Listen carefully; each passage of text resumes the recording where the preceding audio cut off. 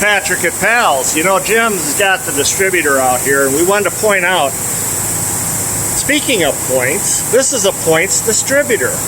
So Jim, can you explain? Folks probably don't even know what some of these parts are on this distributor. Can you start and tell us how this distributor works?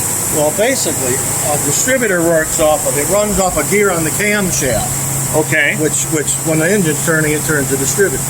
The reason I call it a distributor is it's distributing the spark to the different cylinders. And that comes out of the cap and wire. Yeah, via the cap. But Okay. it's got this, which they call a rotor button, which sits on it when it's bolted on, and when the engine's spinning, the coil sparks through here and comes out there, and as it spins, so this is telling which plug to go on. Yep, which plug to spark now, at. What are these? These are advanced weights. Okay. And it's got springs on here too.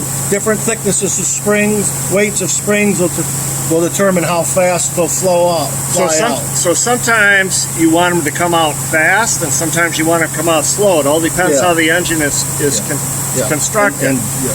What is this guy right here? That is called a condenser. What does a condenser do? What a condenser does is when you get your power going into the distributor, what it does is it loads it up like a battery. It'll swell it all up, and it condenses it and gives it more juice for a hotter spark. A hotter spark. Okay. Yeah.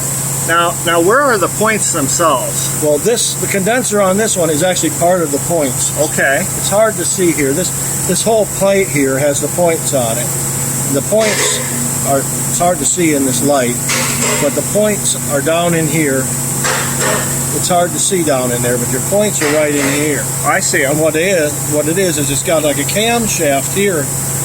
If you can notice, it's got different heights. Right. And when it's that opens and closes. Yeah, when it point. spins, it hits the little button on here and opens and closes the points. Now, do the points spark when they're open or when they're closed? They spark when they close. When they close, okay. So, and you have to gap those points, right? Yeah. These have hardly any gap left in them. This distributor's coming apart. The wires are coming apart. It looked like it had gotten wet, so it's gotten rusty in there too.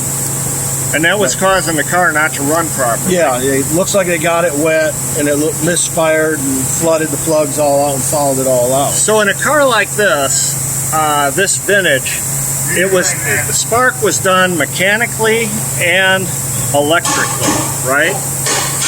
Yeah. So you had to have the mechanical points to go along with the electricity, right, to make it work. Yeah. And they used this for how many years? I mean, gosh, decades, right?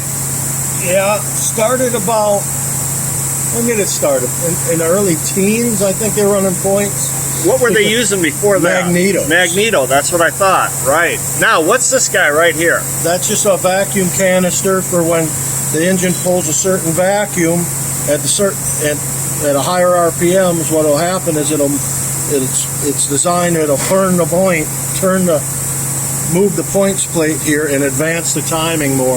Okay. Well, folks, if you've got a mid-70s car or a 60s or a 50s, you're going to have a distributor just like this. A 40s car is going to have a distributor just like that.